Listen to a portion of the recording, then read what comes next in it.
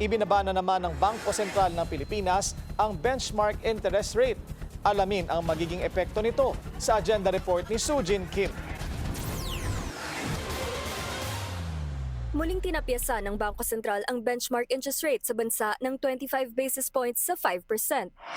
Ito na ang ika-6 na rate cut mula nang simulan ng BSP ang kanilang easing cycle last year. I think this puts us at our sweet spot for both inflation and output.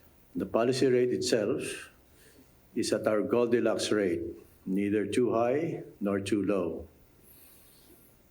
I would characterize this as still dovish, but slightly less so.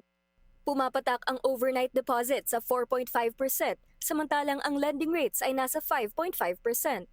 Bahagya ring tinaasan ng BSP ang kanilang inflation forecast para sa 2025 at 2027, habang binabaan naman ang sa 2026.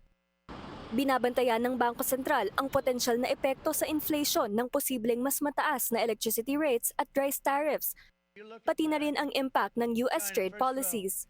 The uncertainty and also the slowdown, possible slowdown in global growth has reduced demand pressures. Even if those risks materialize, I think we're likely to be within the target.